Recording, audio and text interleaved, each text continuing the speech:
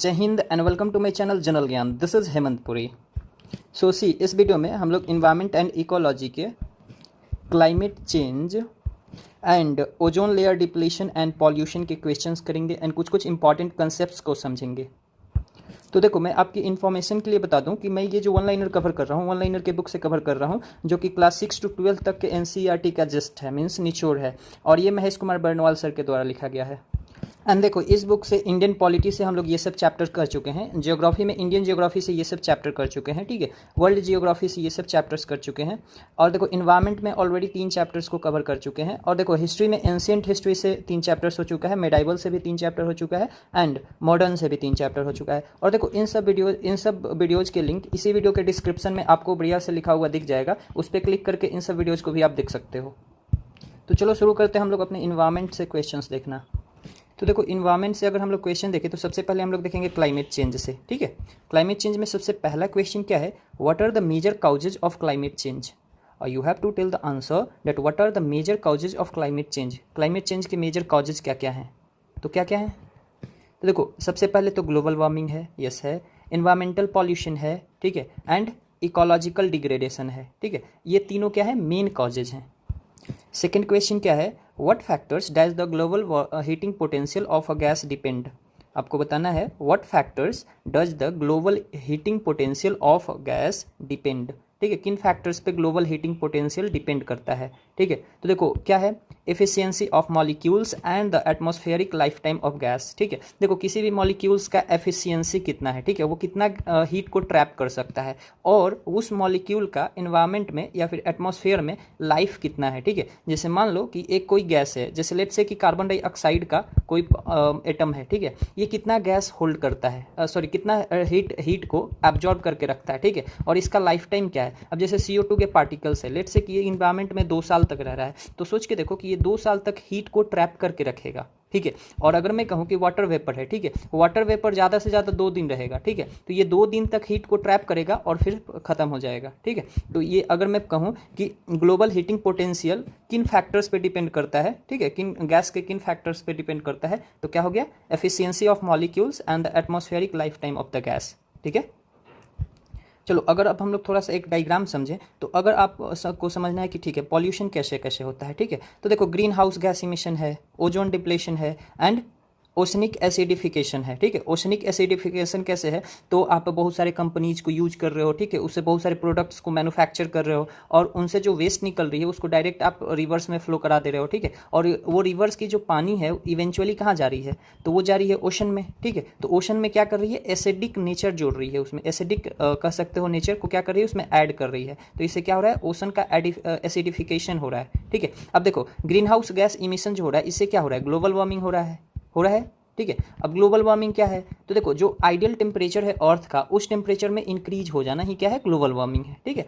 अच्छा, जब ozone depletion हो रहा है तो क्या हो रहा है, यूवी रेडिएशंस अर्थ पे ज़्यादा आ रहे हैं, क्योंकि जो ये ओजोन लेयर होता है ये क्या करता है, अर्थ से आने वाले हार्मफुल यूवी को लौटा देता है, मतलब वापस रिफ्लेक्ट कर देता है। जब आप समझो कि ओजोन लेयर जो है ये लेयर है ही नहीं, ठीक है, जब यहाँ है ही नहीं तो जो भी किरणें आएंगी उधर से जो हार्मफुल है वो क्या करेगी, डायरेक्ट अर्थ के सरफेस पे आ जाएगी या अर्थ पे आ जाएगी, ठीक है। इस पे जितने भी ऑर्गेनिजम्स हैं, लेट्स से ये प्लांट्स हैं, एनिमल्स हैं, ठीक है, इनके लाइफ पे ये एडवर्स इम्पैक्ट डालेगी, ठीक है। तो एक ये हो गया। फिर ओशनिक एसिडिफिकेशन से क्या हो रहा है, कोरल ब्लीचिंग हो रहा है, ठीक है। Native impact on marine ecosystem. Marine ecosystem कहने का सेंस क्या हुआ, देखो सबसे पहले इकोसिस्टम क्या होता है, जब बहुत सारे फूड चेन मिल के एक ऐसा सिस्टम बना देते हैं कि वहाँ लाइफ सर्वाइव होने लगता है और वहाँ लाइफ अच्छे से चलने लगता है, ठीक है, तो उसे क्या कर देते हैं हम लोग, इकोसिस्टम कर देते हैं। अब मैरीन में भी तो है, उधर भी एल्गी है, ठीक है, बहुत सारे एक्वेटिक एनिमल्स हैं जो कि कहीं ना कहीं फूड चेन बना रहे हैं और एक इकोसिस्टम भी बना रहे हैं, ठीक है। अब समझो कि जब एसिडिफिकेशन हो जाएगा तो बहुत सारे मेरीन के जो एक्वेटिक एनिमल्स हैं, प्लांट्स हैं,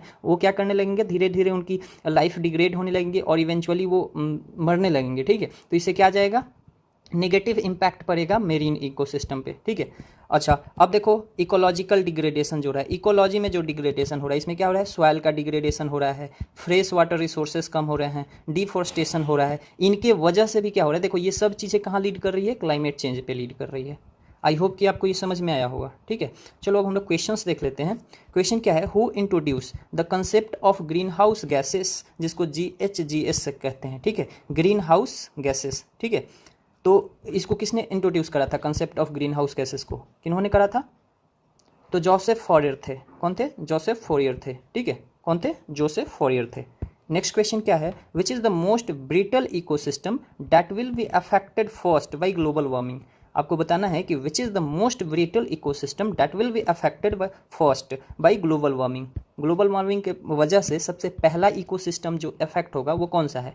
तो कौन सा है? Arctic and Greenland ice box. ठीक है, आर्कटिक रीजन जो है सबसे ऊपर वाला, ठीक है, रसिया के ऊपर, और ग्रीनलैंड आइस बॉक्स हैं। क्यों? क्योंकि देखो ग्लोबल वार्मिंग होगा तो ये सब क्या है, आइस के फॉर्म में है। ठीक है, आइस बॉक्स बने हुए हैं इस पे। तो जैसे ही ग्लोबल वार्मिंग इंक्रीज करेंगी ये सब पिघलना शुरू होगा, और पिघलना शुरू होगा तो क्या होगा, ओशन का जो लेवल है वो राइज करेगा, और राइज जब करेगा तो क्या होगा, जितने भी कोस्टल एरियाज हैं, जैसे फॉर एग्जांपल मैं आपको अगर कहूँ कि लेट्स से ये इंडिया है, ठीक है, इधर केरला है, तो जैसे ही मान लो कि इधर अरब ओशन है, ठीक है, तो लेट्स से कि इसका जब इधर इंडियन ओशन है, ठीक है, तो लेट्स से कि जैसे ही इसका इंडियन ओशन का लेवल जो है वो राइज करता है तो क्या ये कोस्टल एरिया जितने भी हैं इन पे भी पानी चढ़ जाएगा, तो यहाँ का जो भी इकोसिस्टम है, ह्यूमन लाइफ है, सब एडवर्सली अफेक्टेड होंगे। ठीक है, नेगेटिवली अफेक्टेड होंगे। तो ये पहला रीजन होगा कि आइसबॉक्स अगर ग्लोबल वार्मिंग बढ़ता है तो ये सबसे पहला इकोसिस्टम कौन सा डिस्टर्ब होगा, आर्कटिक एंड ग्रीनलैंड आइसबॉक्स। ठीक है, और इससे क्या होगा, समुद्र का लेयर जो है, लेवल जो है वो राइज करेगा और इवेंचुअली लीड करेगा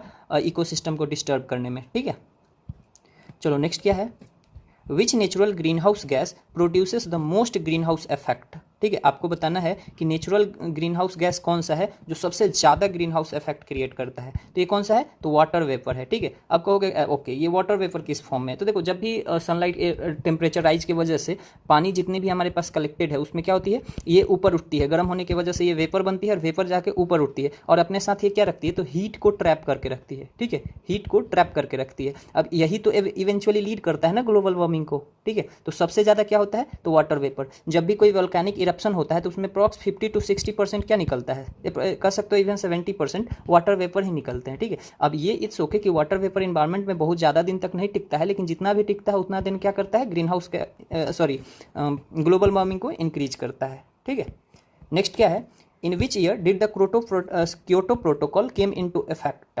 आपको बताना है in which year did the Kyoto protocol के बारे में आपको पता होगा, केम इनटू इफेक्ट कौन से साल में आया था, तो फरवरी 2005 में आया था। ठीक है, कब आया था, फरवरी 2005 में। नेक्स्ट क्या है, why does the temperature of the atmosphere increases as the amount of carbon dioxide in the air increases. मतलब कार्बन डाइऑक्साइड जब एटमॉस्फेयर में इंक्रीज करता है तो टेम्परेचर एटमॉस्फेयर का इंक्रीज क्यों कर जाता है, तो क्यों कर जाता है, तो because carbon dioxide absorbs the infrared rays of solar radiation. ठीक है, कार्बन डाइऑक्साइड क्या करता है, जो सोलर रेडिएशन के इंफ्रारेड रेज होते हैं उनको एब्जॉर्ब कर लेता है। ठीक है, और हीट को ट्रैप करके रखता है, इसके वजह से क्या होती है, टेम्परेचर इंक्रीज कर जाती है। ठीक है, चलो नेक्स्ट क्वेश्चन क्या है, green house gas protocol was developed by. आपको बताना है कि ग्रीन हाउस गैस प्रोटोकॉल जो था वो किनके द्वारा डेवलप किया गया था, तो किनके द्वारा हुआ था, वर्ल्ड रिसोर्स इंस्टीट्यूट। क्या है, वर्ल्ड रिसोर्स इंस्टीट्यूट, जिसको WRI कहते हैं, and world business council for sustainable development, WBCSD। ठीक है, world resource institute and world business council for sustainable development के द्वारा ग्रीन हाउस प्रोटोकॉल डेवलप करा गया था। ठीक है, नेक्स्ट क्या है, what are the major natural sources of methane gas emission. ठीक है, आपको बताना है what are the major natural sources of methane gas emission. Major natural sources क्या क्या हैं, तो देखो वेटलैंड्स हैं, सीज हैं एंड हाइड्रेट्स हैं। ठीक है, यहाँ क्या होगा, जब भी यहाँ इन चीज़ों का, इनमें क्या होता है, जो नेचुरल ऑर्गेनिजम्स हैं उनका डिग्रेडेशन होता है तो मेथेन गैस क्या करता है, इमिट करता है। ठीक है, तो ये सब नेचुरल सोर्सेस हैं। नेक्स्ट क्या है, where are global atmospheric monitoring stations set up to data on world temperature, to get data on world temperature. आपको बताना है where are global atmospheric monitoring stations set up to get data on world temperatures. कहाँ setup करा गया है, कहाँ करा गया है, अल्जीरिया, ब्राज़ील एंड केन्या में। ठीक है, कहाँ, अल्जीरिया, ब्राज़ील एंड केन्या में। ठीक है, नेक्स्ट क्वेश्चन क्या है, which methods are helpful in carbon coverings या फिर storage in the soil in context of global climate change. ठीक है, which method are helpful in carbon coverings या फिर storage in the soil in context of global climate change. कहाँ करा गया है, तो contour bond, non cropping and zero tillage. ठीक है, यहाँ करा गया है। ठीक है, चलो नेक्स्ट क्या है, from where does the cryogenic indicator of climate change are obtained. आपको बताना है from where does the cryogenic indicator of climate change are obtained. Cryogenic indicator कहाँ से ऑब्टेन करे जाते हैं क्लाइमेट चेंज के? तो कहाँ से? I seats and I course में, ठीक है, I seats and I course में, ठीक है। चलो, where was the world's first climate conference held. आपको बताना है where was world's first climate conference held. दुनिया का सबसे पहला क्लाइमेट कॉन्फ्रेंस कहाँ हेल्ड करा गया था? तो ये जेनेवा में हुआ था, स्विट्जरलैंड, ठीक है। कहाँ हुआ था? जेनेवा, स्विट्जरलैंड, 1979 में, ठीक है। नेक्स्ट क्या है? In which international conference was the provisions for the formation of green climate fund GFC made. आपको बताना है कौन से इंटरनेशनल कॉन्फ्रेंस में ग्रीन क्लाइमेट फंड के प्रोविजंस को बनाया गया था? किसमें? कैंकन कॉन्फ्रेंस था जो मैक्सिको में हुआ था 2010 में। कैंकन कॉन्फ्रेंस, मैक्सिको, 2010, ठीक है। नेक्स्ट क्वेश्चन क्या है? Which events reflect the effects of global warming. Which event reflect the effects of global warming. कौन सा इवेंट रिफ्लेक्ट करता है? तो देखो, melting of glaciers, rise in ocean floor, change in seasonal conditions, increase in global temperatures ETC। ये क्या करता है? ये सब इवेंट्स कह सकते हो जो कि ग्लोबल वार्मिंग को अफेक्ट करता है, ठीक है। चलो, नेक्स्ट क्वेश्चन क्या है? Which two countries will have to re-establish their international boundaries if the Alpine Glacier melts due to global warming? आपको बताना है कि कौन ऐसे दो कंट्रीज हैं जिनको अपना बाउंड्री री-एस्टेब्लिश करना पड़ेगा अगर अल्पाइन ग्लेशियर मेल्ट्स करता है तो ग्लोबल वार्मिंग के वजह से। तो कौन से हैं? इटली एंड स्विट्जरलैंड को, ठीक है। अब देखो, इंपॉर्टेंट कंसेप्ट है, ध्यान से समझना। देखो, water vapour is the most abundant and largest contributor to Earth's greenhouse effect, accounting for about 60% of the global warming effect, ठीक है। वाटर वेपर क्या है? सबसे ज़्यादा abundant एंड लार्जेस्ट कंट्रीब्यूटर है अर्थ ग्रीन हाउस इफेक्ट में, ठीक है, जो कि approx 60% of total global warming effect का अकेले कंट्रीब्यूट करता है, ठीक है। देखो, it stage in the atmosphere for few days while other greenhouse gases such as carbon dioxide or methane stay in the atmosphere for years, contributing to warming for an extended period, ठीक है। देखो, water vapour तो कुछ दिन के लिए रहता है, फ्यू डेज के लिए, लेकिन कार्बन डाइऑक्साइड, मेथेन है, ये ईयर्स के लिए एटमॉस्फेयर में रहते हैं, ठीक है। और ग्लोबल वार्मिंग में क्या करते हैं? ये एक्सटेंडेड पीरियड तक अपना कंट्रीब्यूशन देते हैं, ठीक है। चलो, नेक्स्ट क्या है? When did India agreed to the second commitment period of the Kyoto protocol, ठीक है। क्योटो प्रोटोकॉल का सेकेंड कमिटमेंट पीरियड में इंडिया ने कब अग्री किया था? कब किया गया था? अगस्त 8, 2007 में, अगस्त 8, 2017 में, सॉरी 17, ठीक है। चलो, नेक्स्ट क्या है? When was the first report of inter governmental panel on climate change IPCC published, ठीक है। When was the first report of inter governmental panel on climate change published, कब पब्लिश हुआ था? तो ये 1919 में, ठीक है, 1990 में, ठीक है, 1990 में, ठीक है। अब देखो, और बहुत ही अमेजिंग फैक्ट है, you should know, Bhutan is a carbon negative country. क्या है भूटान? एक कार्बन नेगेटिव कंट्री है। It absorb 6 million tons of carbon from the atmosphere every year, ठीक है। भूटान जो है approx 6 million tons of carbon atmosphere से हर साल एब्जॉर्ब करता है, और इस वजह से, और इमिट करने के नाम पे बहुत ही कम करता है, ठीक है, इसलिए इसको कार्बन नेगेटिव कंट्री भी कहते हैं, ठीक है। तो देखो, क्लाइमेट चेंज से इतना ही था। अब हम लोग कर लेते हैं ozone layer depletion and pollution से, ठीक है, ozone layer depletion and pollution से। तो इसमें पहला क्वेश्चन क्या है? Ozone layer is located in which layer of the atmosphere. आपको बताना है ozone layer is located in which layer of the atmosphere. किस लेयर में लोकेटेड है ये? तो स्ट्रेटोस्फेयर में है। किस में? स्ट्रेटोस्फेयर, ठीक है। नेक्स्ट क्वेश्चन क्या है? At what height is the ozone layer concentrated in the atmosphere. किस हाइट पे ओजोन लेयर कंसंट्रेटेड होता है इन द एटमॉस्फेयर? तो 20 to 35 किलोमीटर्स, ठीक है। In the year 2005 who discovered the upper ozone aura of Tibet plateau. आपको बताना है कि 2005 में अपर ओजोन ऑरा को किसने डिस्कवर किया था? टिबेट प्लेट्यू के। तो किसने करा था? GW केंट मूरे ने, ठीक है, GW केंट मूरे ने, ठीक है। चलो, नेक्स्ट क्या है? Who discovered the upper ozone hole in Antarctica, ठीक है। Who discovered the upper ozone hole in Antarctica, किन्होंने करा था? तो देखो, जोए फरमान थे, ब्रियन गार्डिनर थे एंड जोनाथन सैंकलिन थे, ठीक है, Joe Farman, Brian Gardiner and Jonathan Shanklin, ठीक है। चलो नेक्स्ट क्या है, मॉन्ट्रियल प्रोटोकॉल, बहुत इंपॉर्टेंट था। Montreal protocol is related to which issue या पॉलिटेंट कह सकते हो, किससे रिलेटेड है, तो ये preventing the depletion of ozone layer, जो कब हुआ था, मॉन्ट्रियल प्रोटोकॉल 1987 में, preventing the depletion of ozone layer. देखो नेक्स्ट क्या है, gases responsible for the degradation of ozone layer, gases responsible for the degradation of ozone layer, कौन से गैसेस हैं, तो देखो CFC है, क्लोरोफ्लोरोकार्बन, हैलोजन है, नाइट्रस ऑक्साइड है, फिर ट्राइक्लोरोएथिलीन है, ठीक है, ट्राइक्लोरोएथिलीन है, फिर हेलोन है, ठीक है, हेलोन 1211 एंड 1301 ATC, ये सब क्या है, रिस्पॉन्सिबल हैं। तो इसमें से 2-4 भी नाम याद रखोगे, CFC, halogen, nitrous oxide, ethylene, ठीक है, फिर हेलोन हो गया, ये सब आप याद रख सकते हो, ठीक है। नेक्स्ट क्या है, what is the unit of measurement of ozone layer, ठीक है, ओजोन लेयर के मापने का यूनिट क्या है, व्हाट इज़ द यूनिट, तो ये डॉप्सन यूनिट होता है, ठीक है, DU कहते हैं इसको, डॉप्सन यूनिट, ठीक है, अक्सर एग्जाम में पूछता है, यू शुड नो, ठीक है। What is the size of respirable microscopic particles floating in the air, आपको बताना है रिस्पायरेबल, जो रिस्पायर में आपका चला जाएगा, ठीक है, माइक्रोस्कोपिक पार्टिकल्स जो एयर में फ्लोट कर रहे हैं, तो क्या है, लेस देन 5 माइक्रॉन्स, ठीक है, 5 माइक्रॉन से भी छोटे होते हैं, ठीक है। चलो नेक्स्ट क्या है, how do biodegradable non pollutants inter in the environment, biodegradable जो होते हैं नॉन पॉल्यूटेंट्स एनवायरमेंट में कैसे इंटर करते हैं, तो कैसे करते हैं, due to the human caused pollution, ठीक है, ह्यूमन कॉज्ड पॉल्यूशन की वजह से, और जो ह्यूमन कॉज्ड पॉल्यूशन होते हैं इसको क्या कहते हैं, एंथ्रोपोजेनिक पॉल्यूशन कहते हैं, क्या कहते हैं, एंथ्रोपोजेनिक पॉल्यूशन कहते हैं, ठीक है।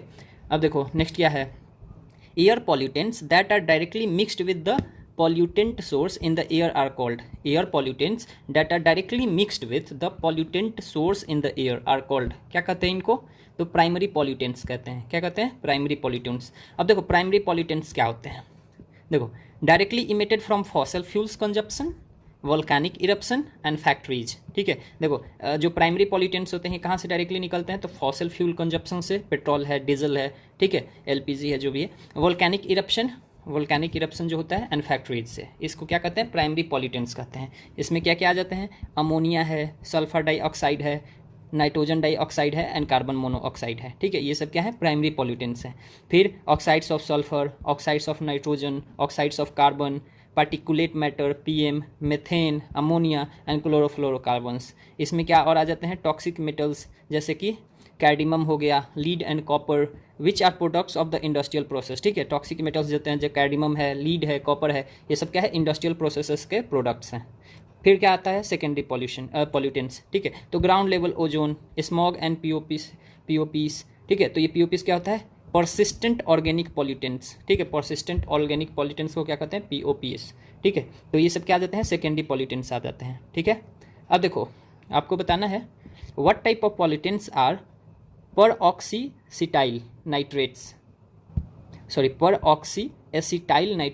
पैन जिसको कहते हैं, ठीक है, peroxyacetyl nitrates, ozone and smog, ये सब किस टाइप के पॉल्यूटेंट्स हैं, किस टाइप के हैं, तो सेकेंडरी पॉल्यूटेंट्स हैं, ठीक है।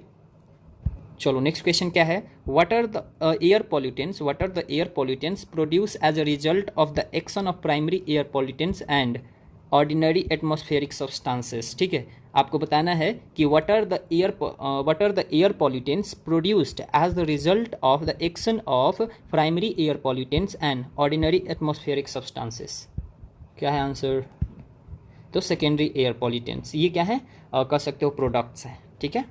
नेक्स्ट क्या है, which air pollutants dissolve in the haemoglobin of the blood more quickly than oxygen, आपको बताना है कि कौन से एयर पॉल्यूटेंट्स हैं जो कि हीमोग्लोबिन में ऑक्सीजन से भी फास्ट या फिर क्विक डिजॉल्व कर जाते हैं, तो कौन से हैं, कार्बन मोनोऑक्साइड हैं, ठीक है, ये कार्बोक्सी हीमोग्लोबिन बनाते हैं जब हीमोग्लोबिन में मिल जाते हैं, हीमोग्लोबिन किस में पाया जाता है, RBC में, ठीक है, रेड ब्लड सेल्स में। चलो नेक्स्ट क्या है, when inorganic nutrients such as phosphate and nitrates dissolve and enter the aquatic ecosystem, they lead to which phenomenon, जब इनऑर्गेनिक न्यूट्रिएंट्स जैसे कि फॉस्फेट हो गया, नाइट्रेट्स हो गया, ये डिजॉल्व कर जाते हैं और इकोसिस्टम में मिल जाते हैं, तो ये किस फेनोमेनन को लीड करते हैं, तो किसको लीड करते हैं, यूट्रोफिकेशन, ठीक है, यूट्रोफिकेशन को लीड करते हैं, ठीक है। नेक्स्ट क्या है, which industry labours are most prone to cytosilicosis disease, ठीक है। एक डिजीज होता है साइटोसिलिकोसिस। आपको बताना है कि कौन से इंडस्ट्री लेबरर्स होते हैं जो सबसे ज़्यादा इनको खतरा होता है साइटोसिलिकोसिस डिजीज से, तो सीमेंट में, ठीक है, क्योंकि सीमेंट के जो पार्टिकल्स होते हैं वो बहुत छोटे छोटे होते हैं और ईजिली एयर के साथ चले जाते हैं, ठीक है।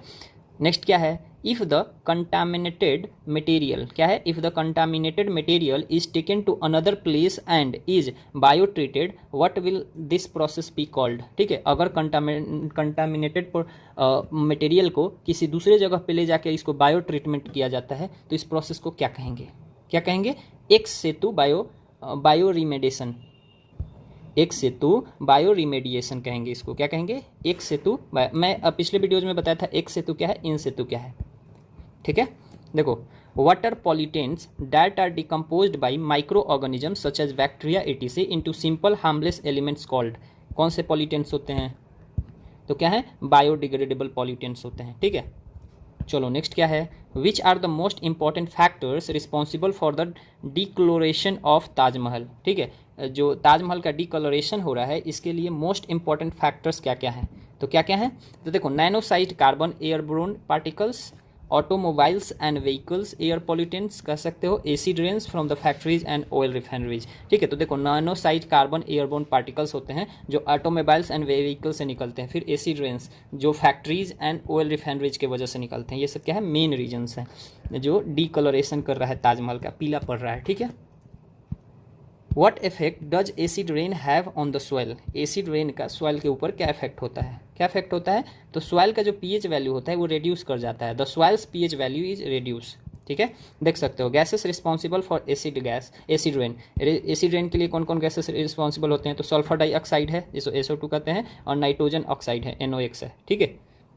देखो, sulphur dioxide combines with water to form sulphuric acid and nitrogen oxide combines with water during the rainfall to form nitric acid, ठीक है। तो सल्फर डाइऑक्साइड कंबाइन करता है वाटर से और सल्फ्यूरिक एसिड बना देता है SO2, ठीक है। और ये नाइट्रोजन ऑक्साइड वाटर से क्या करके कंबाइन करके नाइट्रिक एसिड बना देता है, ठीक है, दोनों एसिड बना रहा है, ठीक है। अब देखो, इफेक्ट्स ऑफ एसिड रेन क्या हैं, तो washes protective film on the leaves, ठीक है। देखो, पत्तियों के ऊपर एक प्रोटेक्टिव फिल्म होता है, कह सकते हो कि परत होता है, लेयर होता है, ठीक है, उसको क्या कर देता है, ये गिरा देता है, तो पत्तियां क्या होती हैं, सूखने लगती है, ठीक है। फिर स्टंट्स प्लांट ग्रोथ, ठीक है, प्लांट के ग्रोथ को रोक देता है। Raise the level of acidity, ठीक है, एसिडिटी लेवल बढ़ा देता है पीएच वैल्यू को घटा के ऑफ वाटर बॉडीज। फिर deteriorate limestone and marble building and monuments, ठीक है, लाइमस्टोन एंड मार्बल बिल्डिंग के जो मॉन्यूमेंट्स होते हैं, ठीक है, उनको क्या करता है, डिटेरियोरेट कर देता है, मतलब इनका जो कह सकते हो आप शाइनिंग वगैरह है उसको कम कर देता है, ठीक है। चलो नेक्स्ट क्या है, which disease is caused by living in an environment that is rich in asbestos fibre, ठीक है, which disease is caused by living in an environment that is rich in asbestos fibre, ठीक है। कौन सा disease होता है, तो asbestosis कहते हैं इसको, क्या कहते हैं, एस्बेस्टोसिस, बहुत आसान है याद रखना। देखो, ozone layer was discovered in 1913, ozone layer कब डिस्कवर करा गया था, 1930 में, by the French physicist Charles Fabry के द्वारा एंड हेनरी ब्यूशन के द्वारा, ठीक है। फ्रेंच फिजिसिस्ट थे ये लोग, क्या थे, चार्ल्स फेब्रे एंड हेनरी ब्यूशन, ठीक है, इनके द्वारा ओजोन लेयर को डिस्कवर करा गया था, ठीक है। अब देखो, कुछ मेजर पॉल्यूटेंट्स हैं, sources, effects on human and environments हम लोग देख लेते हैं, ठीक है। तो देखो, पॉल्यूटेंट्स क्या है, ऑक्साइड्स ऑफ कार्बन, ठीक है, कार्बन के ऑक्साइड जो हैं, ये इनके सोर्सेस क्या है, कंबसन ऑफ कोयल से आते हैं, oil and other fuels, energy production, manufacturing and transport, biomass burning, ये क्या है, सोर्सेस है। इनका इफेक्ट क्या होता है, ग्रीन हाउस इफेक्ट होता है, produces weak carbonic acid adding to acid rains. फिर CO effect human health by binding to haemoglobin which में रिजल्ट इन एस्फैक्सिया में रिजल्ट कर सकता है। Haemoglobin has 250 times more affinity with CO मतलब क्या, ऑक्साइड्स ऑफ कार्बन, ठीक है, as compare to that of O2, ठीक है। ऑक्साइड्स ऑफ सल्फर, ये किससे आता है? Combustion of sulphur containing fuel is equal petroleum extinction and refining हो गया। ये सब क्या करता है? Damage to human and other animal lungs and is important processor to the acid rain. Adverse effect in including corrosion of plant metals and injury और death of animals and plants. ठीक है, इसी तरह ऑक्साइड ऑफ नाइट्रोजन देख सकते हो, burning of fuel से होता है, बायोमास बर्निंग से, by product of manufacturing of fertiliser से होता है ये। ठीक है, फर्टिलाइजर अगर आप बना रहे हो तो इसका बाई प्रोडक्ट क्या निकलेगा? ऑक्साइड्स ऑफ नाइट्रोजन निकलेगा। ये क्या करता है? Form the secondary pollutants. ठीक है, ये फॉर्म करता है ऑन कुछ तो करता है। ठीक है, फिर ज़्यादा इंपॉर्टेंट नहीं है।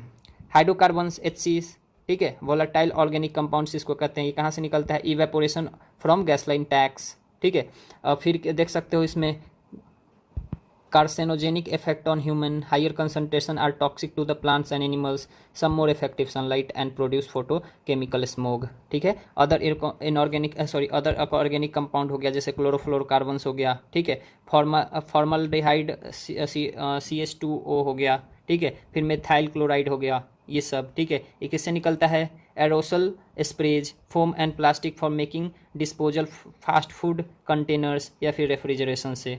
रिडक्शन कर देता है किसमें?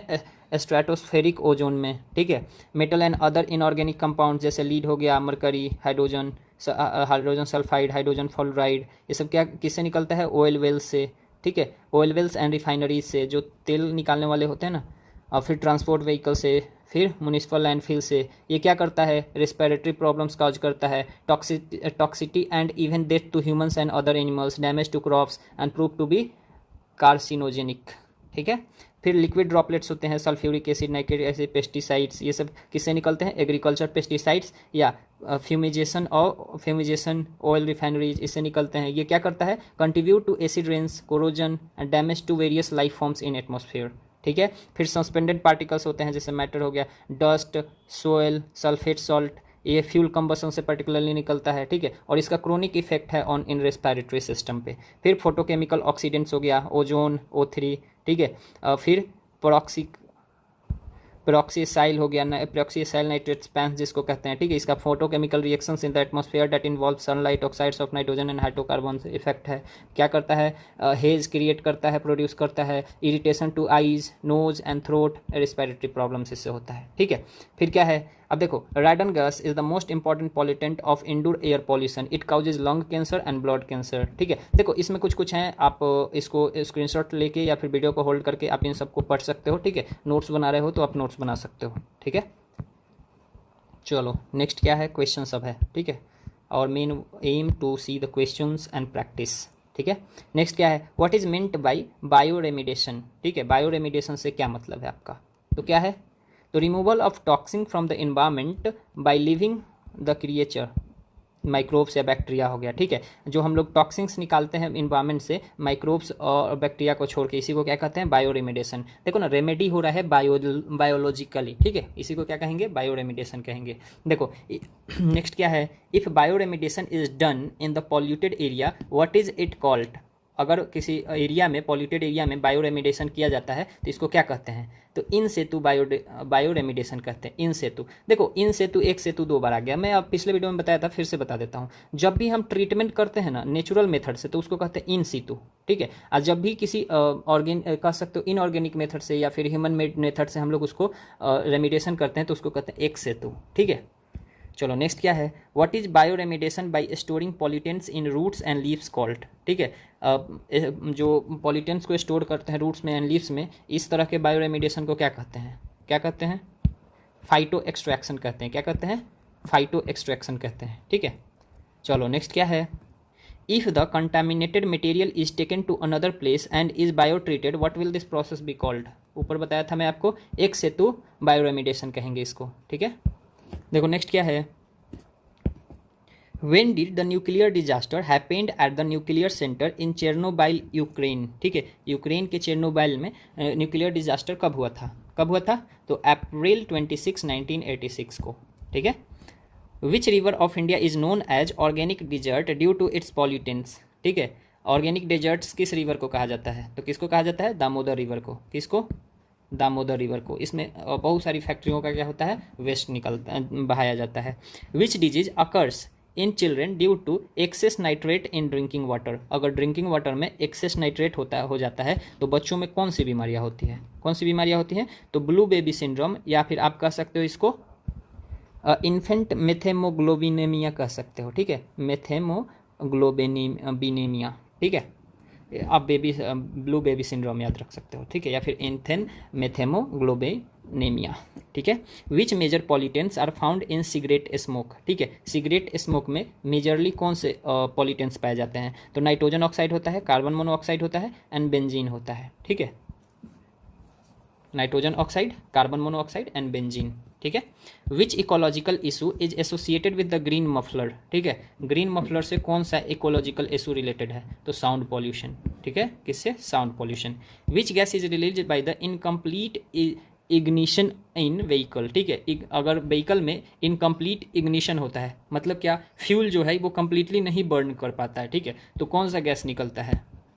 कौन सा गैस निकलता है? कार्बन मोनोऑक्साइड, ठीक है। चलो नेक्स्ट क्या है? Why can't polythene bags be destroyed, polythene bags क्यों नहीं डिस्ट्रॉय किए जा सकते हैं? तो क्योंकि ये पॉलीमर के बने होते हैं, ठीक है, और पॉलीमर क्या होता है? नॉन बायोडिग्रेडेबल होता है, ठीक है। Which gas was leaked from union carbide factory in Bhopal gas tragedy, बहुत इंपॉर्टेंट क्वेश्चन है, 2-3 बार पूछा है, ठीक है।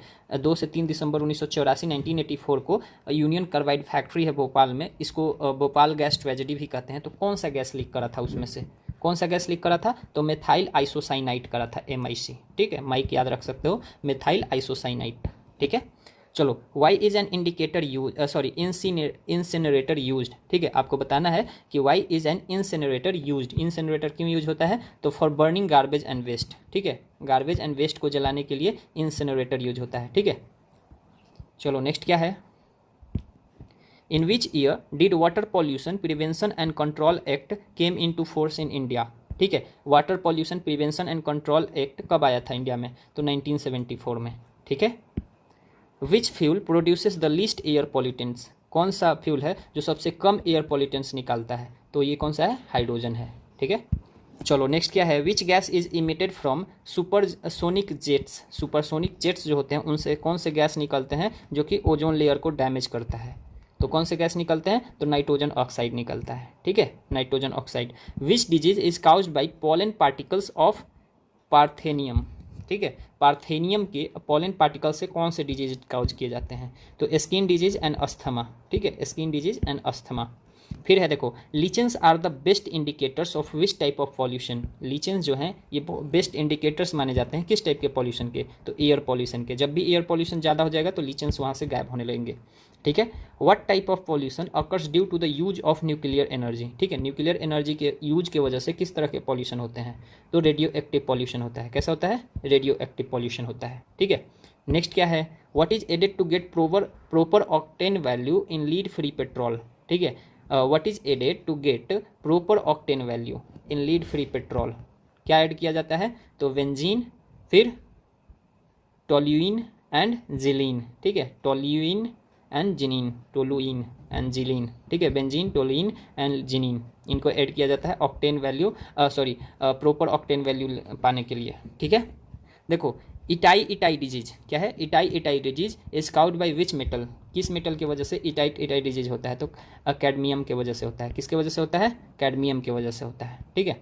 देखो, which disease is likely to occur due to benzene, benzene के वजह से कौन सा डिजीज होता है? तो कौन सा डिजीज होता है? तो ब्लड कैंसर होता है, ठीक है, बेंजीन के वजह से कौन सा डिजीज होता है? Blood cancer. What type of dust particles cause disease like silicosis and asbestosis, asbestosis, ठीक है, sorry, asbestosis, silicosis and asbestosis किस डस्ट पार्टिकल की वजह से होता है? तो किसके वजह से होता है? तो dust particles containing silica and asbestos, ठीक है, सिलिका एंड एस्बेस्टोस जिस पार्टिकल्स में होते हैं उसी वजह से क्या होता है? सिलिकोसिस एंड एस्बेस्टोसिस होता है, ठीक है। नेक्स्ट क्या है? What are the major pollutants affecting ground water, what are the major pollutants affecting ground water? Major pollutants क्या है? आर्सेनिक एंड फ्लोराइड, ठीक है, आर्सेनिक एंड फ्लोराइड, ठीक। नेक्स्ट क्या है? Which gases is common to persons engaged in coal industry, ठीक है, coal industry में जो पर्सन इंगेज्ड हैं उनमें कौन सा डिजीज जो है कॉमन होता है? तो न्यूमोकोनायोसिस होता है, इनमें क्या होता है? न्यूमोकोनायोसिस होता है, ठीक है। चलो नेक्स्ट क्या है, which substance is found in excess in all the detergents in India. ठीक है, कौन सा सब्सटेंस एक्सेस अमाउंट में पाया जाता है जितने भी डिटर्जेंट है इंडिया में, तो कौन से हैं, फॉस्फेट है। कौन से है, फॉस्फेट है। देखो नेक्स्ट क्या है, in which industry are people at risk of becoming infected with byssinosis disease. Byssinosis disease से कौन से इंडस्ट्री में लोग मतलब इफेक्टेड हो सकते हैं, तो कौन से, टेक्सटाइल इंडस्ट्री में। ठीक है, किसमें, टेक्सटाइल इंडस्ट्री में। नेक्स्ट क्या है, what causes the disease called black foot. Black foot किसके वजह से होता है, तो excess of arsenic in drinking water. ठीक है, ड्रिंकिंग वाटर में जब ज़्यादा आर्सेनिक हो जाएगा तो क्या हो जाएगा, ब्लैक फुट बीमारी हो जाएगी। ठीक है, देखो नेक्स्ट क्या है, which plant is known as absorber of aquatic toxins. ठीक है, एक्वेटिक टॉक्सिन्स के ऑब्जॉर्बर के रूप में किस प्लांट को जाना जाता है, तो कौन से प्लांट है, तो ये हायासिंथ है। क्या है, हायासिंथ है। ठीक है, अब देख सकते हो एयर पॉल्यूटेंट्स कौन कौन से होते हैं, इससे इफेक्टेड ऑर्गन कौन सा उनका है, तो एस्बेस्टस डस्ट से क्या होता है, लंग्स इफेक्टेड होता है, लीड से ब्रेन, मरकरी से स्टोमक, कार्बन मोनोऑक्साइड से नर्व्स एंड आर्टरीज। ठीक है, क्या, नर्व्स एंड आर्टरीज। ठीक है, चलो देखो, SAFAR is an initiative of Ministry of Earth and Sciences. ठीक है, MOES, SAFAR is an initiative of Ministry of Earth Sciences to measure air quality of metropolitan city. ठीक है, मेट्रोपोलियन सिटी के air quality को measure करने के लिए एक इनिशिएटिव है जिसका नाम है सफर, जो मिनिस्ट्री ऑफ अर्थ साइंसेस के द्वारा इनिशिएट किया गया है। ठीक है, तो देखो इस वीडियो में इतना ही कवर करेंगे। अगले वीडियो में हम लोग देखेंगे इसके मिसलेनियस, इसमें बहुत इंपॉर्टेंट क्वेश्चंस हैं, तो आप इंश्योर करना इसको भी देखना, जल्द ही ये वीडियो आ जाएगा। तो चलिए मैं आपसे अगले वीडियो में मिलता हूँ, तब तक आप अपना ध्यान रखिए, वीडियो को शेयर कर सकते हैं अपने फ्रेंड्स के साथ, चैनल को सब्सक्राइब कर लीजिए, आप अपना ध्यान रखिए। जय हिंद।